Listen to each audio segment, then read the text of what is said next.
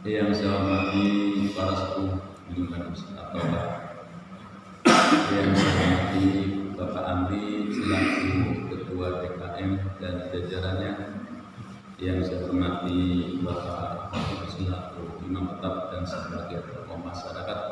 Mudah-mudahan Allah memberikan keberkahan dalam lingkungan ini. Tidak lupa hadirin jemaah Masjid Taubat, bapak-bapak,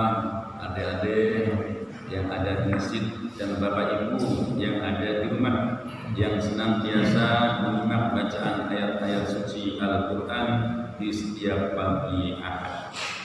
Mari kita panjatkan puji syukur kepada Allah Subhanahu wa Ta'ala yang telah melimpahkan berbagai macam bentuk kenikmatan, baik nikmat zahir maupun nikmat batin, terutama nikmat iman dan Islam.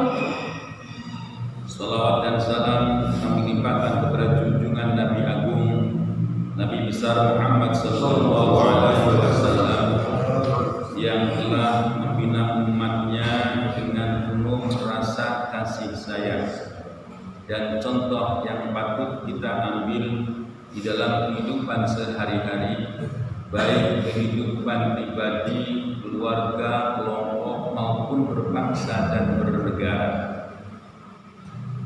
Oleh karena itu sepatutnya lah kita bisa mengambil pelajaran dari beliau yang tidak lain yaitu di dalam Al-Quran, karena akhlak beliau akhlakuhu Al-Quran.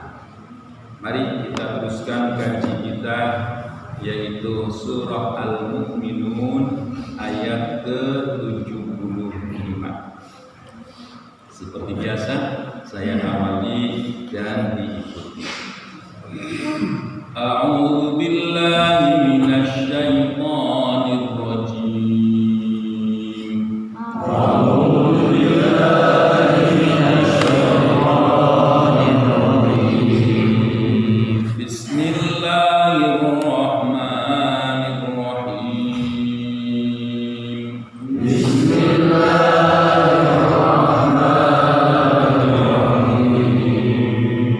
Walau rahibnahum wa kashafna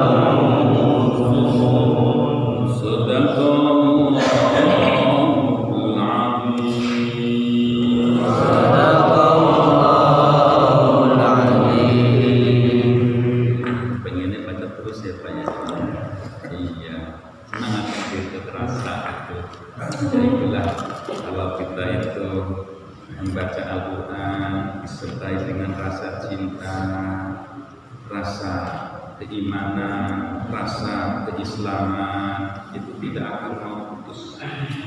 Rasa dari segi pembacanya itu kiranya itu luar biasa. Tapi dibatasi waktu ya Pak ya. Kita terus aja lah biar istiqomah ya Pak ya. Bisa sehat, bisa mengangkatkan kaki, mengkaji ayat-ayat Allah setiap hari. Karena amalan yang paling dicintai oleh Allah yaitu yang istiqomah. Walaupun sedikit ya Pak ya. Walaupun sedikit yang istiqomah. Karena yang istiqomah itu selama-lamanya itu akan bertambah lagi. Kalau kebanyakan nanti pulang lagi lama-lama baru lagi sekali. Ya, kita tengok yang kemarin kita bahas bersama. Ini yang kemarin kita bahas bersama yaitu contoh orang-orang yang sombong. Mustakbirina bihi samiran tajun. Nah itu pada ayat yang ke-7, ayat 67 ya. Nah itu menggambarkan bagaimana orang-orang yang sombong. Kalau orang-orang yang sombong itu dia bakalan dia itu berani untuk menyatakan di depan umum. Dia itu paling ngomong di belakang. Ngomong di belakang dengan gembelan-gembelan, dengan omongan-omongan yang tidak disertai rasa cinta. Nah itu kalau orang yang itu sombong. Jadi dia kepenginnya dianggap orang hebat, kepenginnya dianggap orang pinter, kepenginnya diunggulkan. Seperti itu, itulah orang-orang sombong itu seperti itu. Ya, di zaman jahiliyah itu ya seperti itu. Mereka itu di antara mereka itu banyak yang ingin melebihi Nabi Muhammad. Mereka itu ria, mereka itu mengorbankan dengan segala yang dia miliki. Ya jadi kalau ada kumpul-kumpul banyak orang, dia itu berani berkorban. Yang penting namanya harum. Nah itu orang-orang jahiliyah seperti itu. Dan setelah dia itu memberi, nanti memaki-maki Nabi Muhammad. Cacian-cacian yang begitu banyak. Nah, disitulah orang-orang yang jahiliyah, orang-orang yang bodoh itu kelihatan. Jadi dia itu memberi sesuatu, ada udang di balik batu. Jadi payah ya. Nah itu, jadi seperti itu. Nah dinyatakan oleh Allah, afalam yadabbarul qawla am ja'ahum ma lam ya'ti aba'ahumul awwalin. Ini disuruh tadabbur. Apakah mereka tidak mempelajari, tidak mengambil pelajaran, tidak tadabbur? Kemarin disampaikan tadabbur ya Pak ya. Tadabbur itu artinya kita membaca, diulang lagi, direnungi. Ya kalau nanti sewaktu-waktu kita sudah lagi nggak COVID Pak ya, sekali-kali Pak Andi ajak-ajak jalan gitu. Luar itu nanti kemana? Siapkan tujuannya itu daerah mana? Ada kelebihan apa? Kumpulkan ayat-ayat Al-Quran. Disuruh untuk melihat, membaca, kita bacakan ayat-ayat suci Al-Quran dan hadis. Di sana itu kita tadabburi, kita ambil pelajaran. Siapa? Ada apa kira-kira gitu. Nah, yang kita renungkan gitu, untuk melihat apa itu pesan apa yang ada di dalam alam raya itu. Nah, jadi ibadahnya iya, tambah pengetahuan yang dari alam iya, pahalanya ya tentu karena niat tadabbur. Ya jadi tadabbur itu seperti itu. Yang di sini Tadabbur di sini yaitu untuk melihat. Di sana itu orang-orang kafir Quraisy banyak yang tidak percaya bahwa Muhammad sebagai utusan Allah. Mereka menuduh Muhammad yang tidak-tidak. Makanya dalam ayat yang berikutnya itu dengan kata-kata am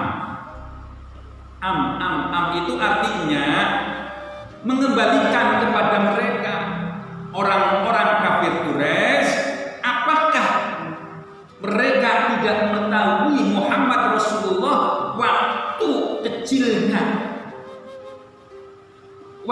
kecilnya itu seperti apa, sehingga ketika menjadi remaja dewasa mempunyai kecerdasan.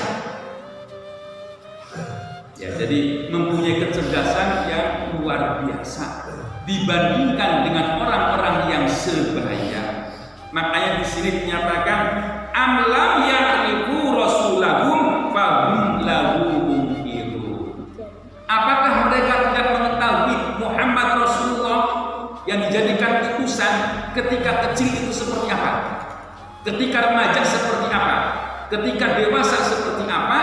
Nah, di sana itu sebenarnya banyak tanda-tanda kenabian.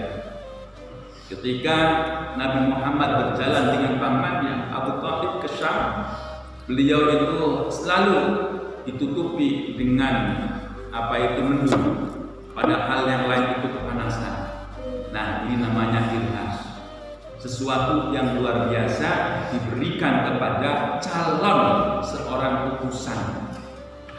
Kalau mujizat, sesuatu yang luar biasa diberikan kepada para nabi gitu ya, atau rasul. Kalau karomah, sesuatu yang luar biasa diberikan kepada para wali. Ma'unah diberikan yang luar biasa di luar akal manusia, diberikan kepada ahli ibadah. Itu ada nama-namanya ya, tidak sama. Tapi itu semua tidak bisa dijadikan tontonan ya Pak ya. Nggak bisa. Namanya ada orang ahli ibadah terus nih saya dapat makunah terus dijadikan pertontonan, nggak bisa. Karena itu sifatnya pemberian Allah. Pemberian Allah ya sekehendak Allah. Namanya sekehendak Allah ya sewaktu-waktu. Tidak bisa simsalabim terus ketika itu ada, nggak bisa. Kalau yang seperti itu mohon maaf namanya sihir ya. Jadi itu berbeda dengan yang pemberian Allah. Nanti yang berikutnya di sini juga dinyatakan am yaquluna bihi jinnah, atau mereka itu menyatakan bahwa Muhammad Rasulullah itu gila, bilangnya begitu. Ya karena mempunyai kecerdasan yang luar biasa, dan ketika beliau itu menerima wahyu yang secara langsung ini yang susah. Ketika Nabi Muhammad berhadapan para sahabat bersandar, maka rasanya berat luar biasa, luar telinga, sangat-sangat luar biasa, karena di sana pemberian wahyu dari Allah langsung. Nah ini, ya jadi disinilah wahyu Allah itu berbeda ketika disampaikan oleh Jibril. Ya kalau Jibril menyampaikan terus dibahasakan dengan bahasa yang mudah dipahami. Nah ini. Nah sudah dijelaskan juga walamit taba'al haqqu ahwa'ahum la fasadatis samawati wal ardh wa man fihi. Walamit taba'al haqqu ahwa'ahum, apabila orang itu menganggap yang benar itu menurut nafsu mereka. Ini saya sampaikan. Kalau orang itu membaca ayat-ayat Al-Quran, disinilah jawabannya, akan ditemukan jawabannya. Ya, jadi jawaban ini jawaban yang besar, keadaan yang besar. Jadi kalau orang itu mengikuti hawa nafsunya yang dinyatakan sebagai kebenaran, la fasadatis samawati wal ardh wa man fihin. Ya, jadi kalau orang itu mengikuti hawa nafsunya yang dibenarkan menurut hawa nafsunya, la fasadatis, ini lamnya itu lam tahqiq. Sungguh, Allah menyatakan sungguh. Artinya pasti, tidak mungkin tidak.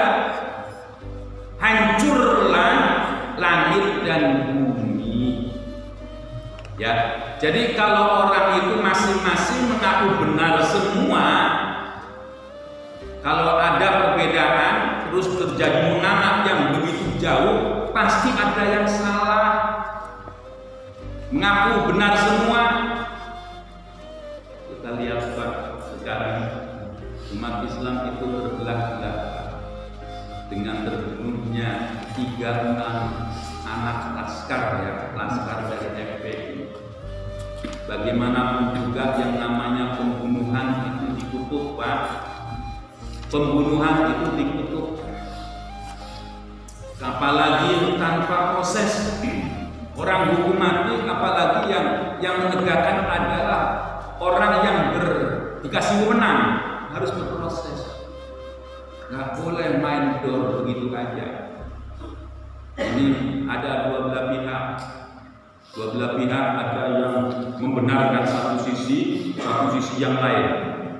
Dan kelihatan lagi kalau mereka itu berada di lingkaran kekuasaan. Masya Allah, seolah-olah inilah yang memang diberikan kewenangan dari Allah. Na'udzubillah yang seperti itu, membenarkan secara mutlak. Dan yakin banyak orang-orang alim yang masih objektif. Itu harus dibongkar, jangan dibiarkan. Kalau dibiarkan itu berbahaya. Nanti kalau ada apa-apa lagi masalah, main dor aja udah selesai.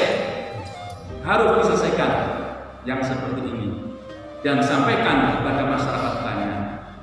Ini loh permasalahannya. Ya, jadi inilah keadaan kita itu terbelah. Umat Islam itu ada yang ke kanan, ada yang ke kiri, ngeblokkan. Ini kalau sudah ngeblokkan, Pak. Kalau yang satu menganggap benar, yang satu tidak benar, udah ini khawatir banget. Kalau sudah ada yang mengawali, perang. Makanya disinilah diperlukan orang-orang yang menjadi penengah. Ya kalau yang wajar itu ya tuntut itu. Siapa yang sampai mengedor itu? Kenapa sampai mengedor? Ya kalau orang yang punya kuasa kan bisa aja media diberitahu ini begini cara penyampaiannya, bisa aja. Ya saya tidak membela salah satunya, tetapi keadilan itulah yang harus dimunculkan, harus ditegakkan. Tidak boleh kita membiarkannya. Nah inilah, kalau orang itu mengaku paling benar menurut hawa nafsunya masing-masing, hancur ini. Ya hancur. Makanya ada prediksi kalau tahun 2030 Indonesia itu terpecah-pecah, itu artinya bisa jadi. Ada negara Jawa Tengah, Jawa Barat, negara Jawa Timur, itu bisa jadi. Kalau tidak waspada, kalau pemerintahnya itu pokoknya semau aing gitu ya, semau gue, itu ya berbahaya. Tidak mengakomodir dari berbagai unsur yang ada. Ini bergejolak itu di Papua terus-terusan ya banyak, di Aceh juga demikian terus-terusan. Makanya kayaknya kalau anaknya itu taruh di Aceh itu ketar ketir.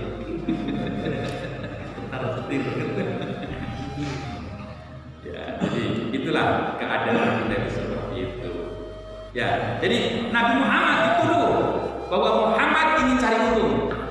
Nah, makanya dinyatakan di sini amtas alhum kharajan fa kharaju rabbika khairul wa khairur raziqin. Apakah Nabi Muhammad itu dikira meminta upah pada mereka? Maka sesungguhnya upah dari Allah itulah yang terbaik.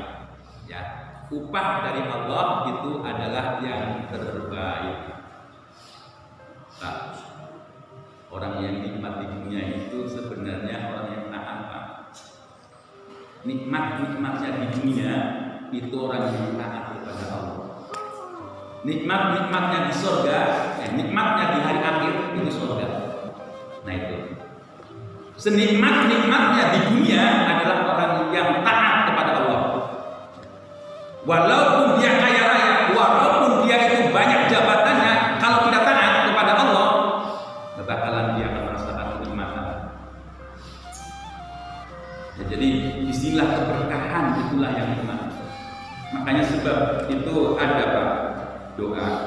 Doa itu yang sangat luar biasa, yaitu doa ketika orang itu nikah terus ijab kabul.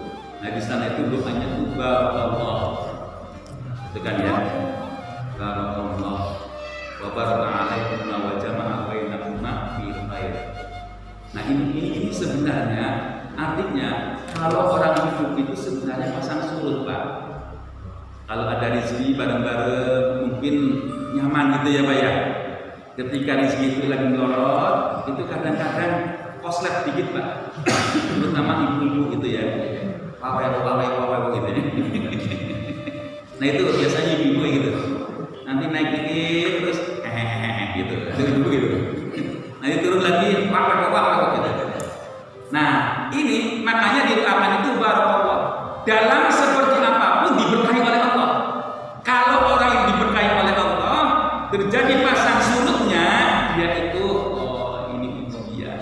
Ya ada sih rasa gundah kita yang ada, tapi dia sadar inilah pasang surut. Makanya disuruh dengan barakallah. Ini dulu ada orang mendoakan begini, mudah-mudahan panjang jodoh, mudah-mudahan banyak anak bro. Kalau panjang jodoh, banyak anak nggak berkah ngapain? Iya kan? Makanya diajarkan barakallah. Jadi di sana disuruh untuk mendoakan dengan keberkahan. Nah itulah doa yang luar biasa. Yuk kita teruskan ayat ini. Walau ra'innahum wa kashafna ma bihim min dhurrin lalajju fi tughyanihim ya'mahun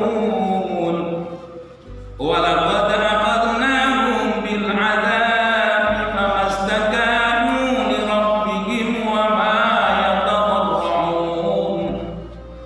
Ya.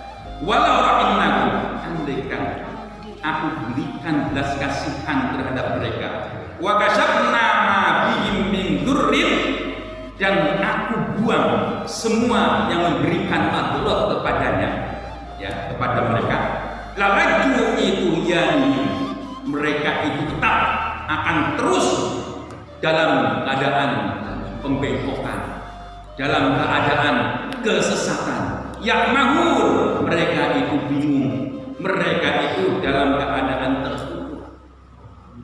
Ya, nah ini. Ya. Walaqad akhadnahum bil 'adzabi, sungguh telah aku timpakan kepada mereka dengan siksaan. Famastakanu li rabbihim wa ma yatadarrun. Tetap mereka itu dalam keadaan yang tidak mau hormat, tidak mau tunduk kepada Allah. Ya, jadi gini, Pak.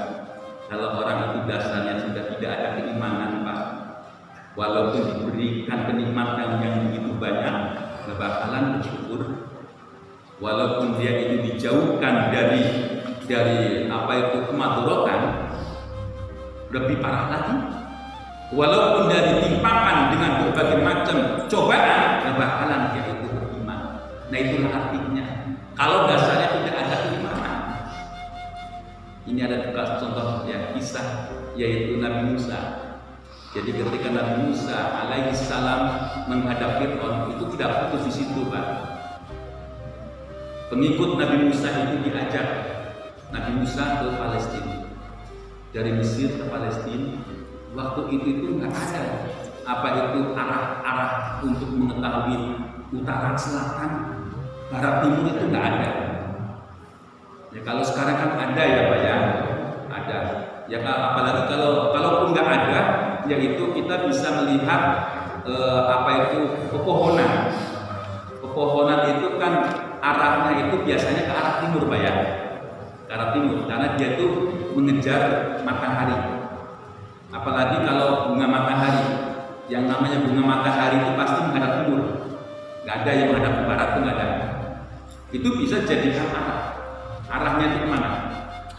Orang-orang yang mengikuti Nabi Musa ini sebenarnya orang-orang yang bengal, orang-orang yang banyak permasalahan. Ketika dalam perjalanan yang begitu terik, matahari yang begitu memanasi, nah di sana dengan doa Nabi Musa, mereka itu ditutupi dengan mundur terus seperti itu. Mereka merasakan nikmat, tetapi tetap aja ada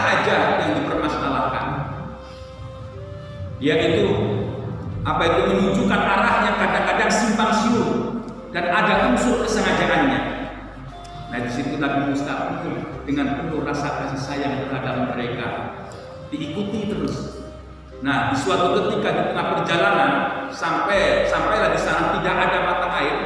Nah di situ Nabi Musa itu memukul bebatuan itu dipukul cerak terus menjadi ada 12 mata air. 12 mata air itu menunjukkan ada 12 suku yang airnya itu bersih dan memberikan kebutuhan pada mereka. Sudah seperti itu Pak, makanan itu tersedia benar. Jadi di sana itu ada yang disebut dengan makanan manna wassalwa. Jadi manna wassalwa itu bisa menjadi obat. Kalau yang dulu yang dimaksud dengan manna wassalwa itu makanan yang sudah tersedia pada bebatuan yang Allah kirim langsung. Dan salwa itu adalah sebangsa burung yang benarnya burung itu selalu di atas, tetapi biiznillah burung itu berada di sekitarnya dan mudah ditangkap dan mudah dikonsumsi oleh mereka. Ketika mereka itu mengkonsumsi itu terus-terusan, mereka itu malah bilang, Musa, masa kita makan seperti ini terus? Apa nggak bosen gitu? Nah ini dasarnya orang yang tidak beriman, kalau diberikan sesuatu yang nikmat yang luar biasa, manna wassalwa adalah makanan yang menyehatkan. Di sana kalau orang makan itu ya sehat, pengennya itu makan sesuatu yang rendah nilainya. Karena mereka itu kebiasaan di Mesir yaitu ada bawang, ada cabai, ada rempah-rempah dan seterusnya, kepengin yang seperti itu. Nabi Musa, walaupun mereka itu minta yang lebih rendah nilainya, tetap dengan senyum. Kamu tidak menyatakan kamu tidak ada syukurnya terhadap pemberian Allah yang mudah dijangkau, yang mudah digapai. Tidak seperti itu. Tapi dengan jawaban, akankah engkau mencari di tempat lain yang lebih rendah daripada yang telah disediakan oleh Allah secara langsung? Hanya pertanyaannya seperti itu. Nah ini, ya jadi sesungguhnya Pak, artinya di setiap kampung, di setiap desa itu sudah ada persediaan. Kalau orang itu mau mensyukurinya, ya, kalau orang itu mau mensyukurinya, makanan itu sudah tersedia. Supaya sudah begitu. Nah, tersedia ini Pak. Kalau orang bersyukur itu enak makan Pak. Ya, kalau orang bersyukur itu enak makannya. Kalau orang nggak bersyukur, apa ini? Ngerem kayak harimau Pak. Kalau udah ngerem itu kan orang sekitarnya takut. Ada apa ini gitu kan? Nah itu. Nah inilah contoh orang-orang yang mengikut Nabi Musa adalah orang-orang yang tidak ada syukurnya.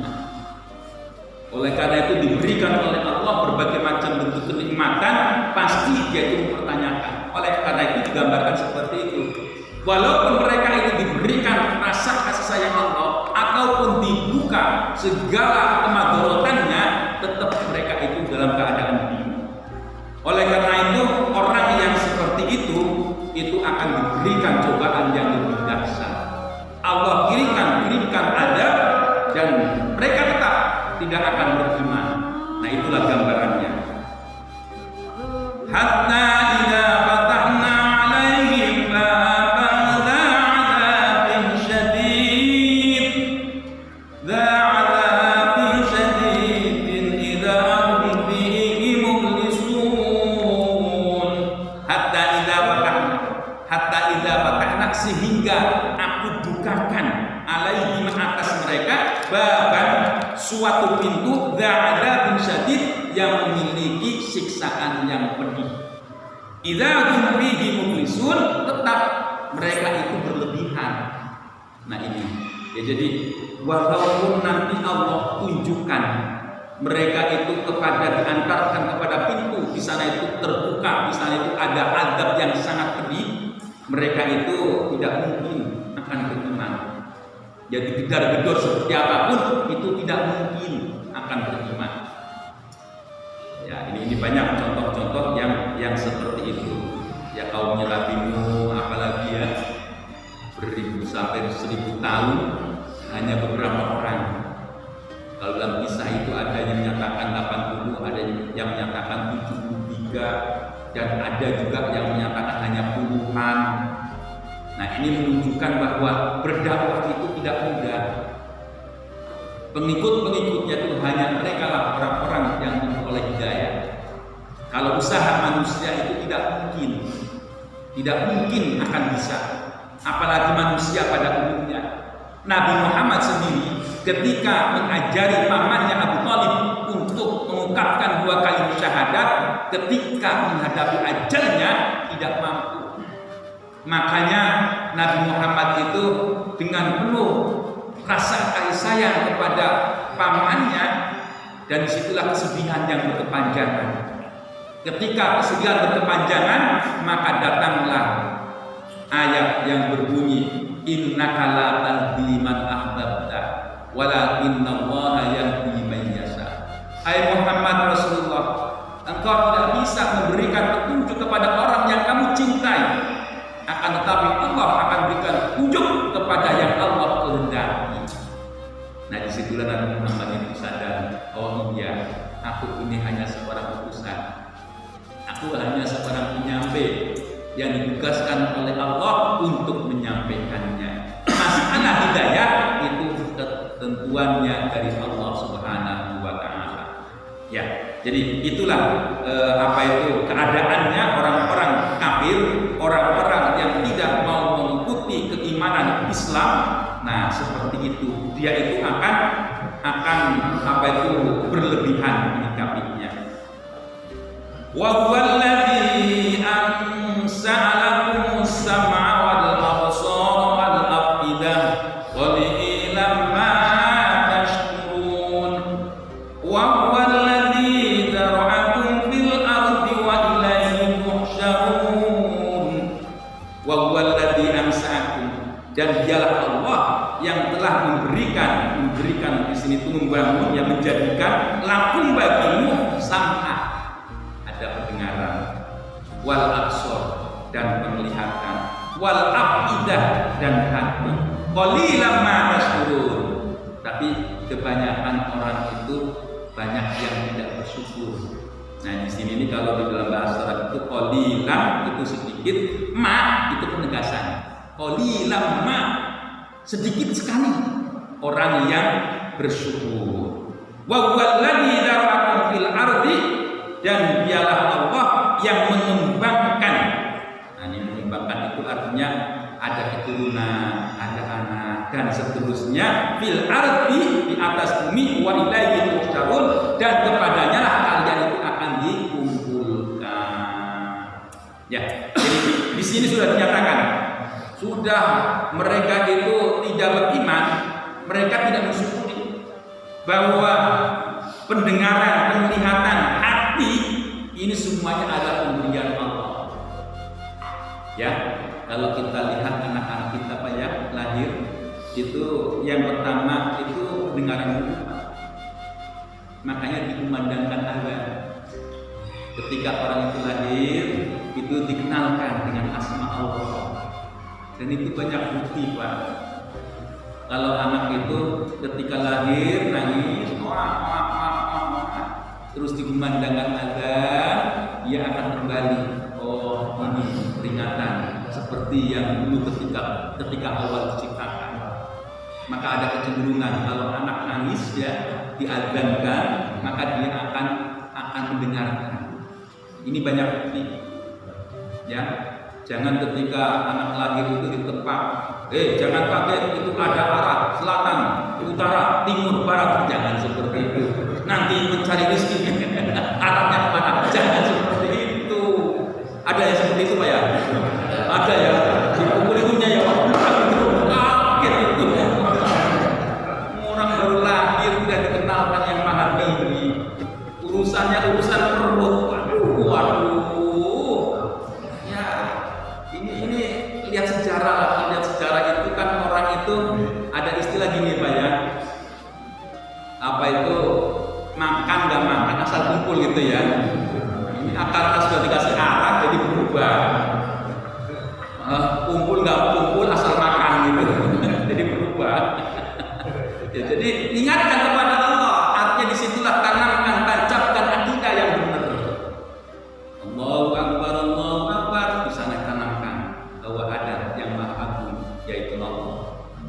Diteruskan lagi asyhadu an la ilaha illallah.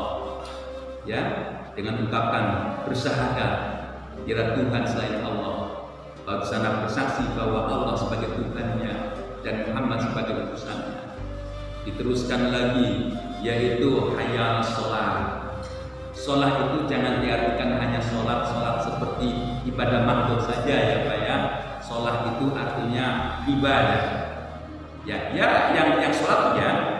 Nah jangan diartikan itu saja. Kita sholat itu sepanjang masa. Artinya di mana-mana kita itu mengabdi kepada Allah. Kalau orang itu menegakkan sholat yang sebenarnya, makanya perintahnya itu bukan kerjakan, langgengkan. Jadi nilai-nilai ketika kita itu menghadap Allah, langgengkan. Ya jadi di sana itu Allahu Akbar, hormat secara total hanya kepada Allah, ruku kepada Allah, sujud kepada Allah, meminta hanya kepada Allah, langgengkan dalam perilaku kesehariannya. Nah makanya artinya sholat tegakkan, jadi dawamkan, tidak putus. Ya jadi makanya khusyuk pun kalau diartikan tidak hanya ketika dia itu menghadap Allah, khusyuk itu bisa dijelaskan alladzina yadunnuna annahum mulaqu rabbihim. Dia berkeyakinan bahwa dia itu akan dimintai pertanggungjawaban nanti di hadapan Allah. Itu khusyuk. Kalau orang yang khusyuk seperti itu, pasti dia itu akan memperoleh derajat takwa. Nah kalau sudah memperoleh derajat takwa, udah rizki itu yang menghampiri kita Pak. Bukan kita yang mencari rizki yang menghampiri kita. Nah itu kalau ketakwaan itu sudah tertanam sebagaimana yang diperintahkan oleh Allah. Ya, jadi disinilah Allah itu memberikan gambaran apa yang melekat kepada kita itu adalah pemberian Allah. Dan dia yakinkan bahwa semua itu akan dikumpulkan oleh Allah nanti di alam mahsyar. Wa huwallazi yuhyi wa yumiitu wa lahu ikhtilaful laili wan nahar afala taqilun. Wa huwallazi dan dialah zat yuhyi yang menghidupkan, wa yumiit dan mematikan. Wa lahu ikhtilaful laili wan nahar dan baginya lah yang menjadikan pergantian malam dan siang. Afala taqilun, tidakkah engkau berpikir? Nah ini sudah dari asalnya Allah itu cara memberikan pembelajaran itu dari diri kita dulu Pak. Dari diri kita, terus nanti kepada yang lain, nanti kepada yang lebih besar. Ini artinya inilah yang kecil, yang besar itu bukan karena siapa-siapa, tapi karena kehendak Allah. Ini kalau di dalam ilmu kalam Pak, itu ada orang yang sombong Pak. Allah itu hanya memberikan dasar-dasarnya saja. Yang kecil-kecil Allah tidak tahu. Oh, tidak tahu. Kalau yang kecil-kecil nggak tahu, bagaimana kejadian kita? Ketika awal kejadiannya, di sana itu sangat-sangat kecil unsur manusia. Bahan manusia itu sangat-sangat kecil. Itu yang kehendak Allah, yang kecil-kecil itu. Nah ini, ya jadi sudah dinyatakan sampai kepada pergantian siang dan malam yang kita rasakan untuk mencari nafkah dan untuk istirahat, ini adalah ciptaan Allah. Dan lebih dari itu, dengan pernyataan afala taqilun, tidakkah engkau berpikir? Ini lagi-lagi kalau pertanyaan yang ada dalam Al-Quran itu tidak perlu jawaban, tidak perlu. Umpamanya afala taqilun, ya saya mikir, enggak seperti itu. Afala taqilun itu artinya bukankah Allah sudah memberikan potensi untuk berpikir pada dirimu? Artinya gunakan, jangan kita itu menyia-nyiakan pemberian Allah yang begitu berharga. Ya, jadi inilah apa itu kita diingatkan. Bal qalu mislama qala al-awwalun. Tapi apa jawabannya? Kadang-kadang orang itu menjawab seperti orang-orang yang terdahulu ngikutin nenek moyangnya. Ya, kalau orang itu menyembah sesuatu yang selain yang digariskan oleh Allah, itu kan kalau ditanya ya, kenapa kamu menyembah ini? Ya karena nenek moyangku seperti ini, ya saya ikuti aja, gitu kira-kira. Dan ini sebenarnya dikecam oleh agama. Jadi ketika ada jawaban yang seperti ini yang berbahaya. Kalau kita ini diajarkan oleh Al-Quran, oleh hadis, di sana itu ketika kita ditanya apa sumbernya, di sana ada istilah dalil nakli. Dalil nakli itu dalil yang dinukilkan, yang diambilkan dari Al-Quran dan Sunnah. Nanti ada dalil akli. Dalil akli itu dalil yang dengan nalar. Jadi di sini ini kalau orang Islam, kenapa engkau sholat 5 waktu? Ya karena ada perintah aqimus sholat. Diteruskan ada lagi shollu kama ra'aitumuni usolli. Nah ini jadi mempunyai dasar, bukan sekedar ikut-ikutan, tetapi ada warisan yang diberikan oleh Nabi Muhammad kepada sahabat, kepada tabi'in, kepada tabi'in, kepada ulama-ulama yang ada sampai kepada kita. Jadi runtut Pak, tidak ada yang terputus. Nah ini ya, jadi kalau orang yang beriman akan seperti itu. Qalu a'idza mitna wa kunna turaban wa idzaman a inna lamarmusun. Qalu mereka berkata a'idza mitna wa kunna turaban. Apakah ketika aku gitu, ini kebalikan orang-orang yang tidak beriman. Apakah ketika kita ini sudah mati gitu ya? Sudah mati, terus kita itu sudah menjadi tanah tulang belulang. Nah, situ pernyataannya, a'inna lamab'usun, akankah kita akan dibangkitkan? Artinya, pertanyaan ini membantah bahwa kita itu sudah akan menjadi tanah, akan menjadi tulang belulang, hancur. Itulah orang-orang yang tidak beriman seperti itu. Jadi, ini yang disebut orang-orang sekuler, Pak. Bahwa setelah mati ya mati, nggak ada kehidupan lagi. Kita sebagai orang yang beriman yakin bahwa kehidupan setelah kehidupan dunia ini masih ada kehidupan lagi. Di sana itu ada surga, ada neraka, ada pertanggungjawaban di hadapan Allah dari perbuatan-perbuatan yang telah kita perbuat di dunia ini. Ya. Laqad wu'idna nahnu wa aba'una hadza wallahu a'lam bissawab. Itulah yang dapat saya sampaikan pada hari ini. Sudah barang tentu yang benar datangnya dari Allah, yang salah dari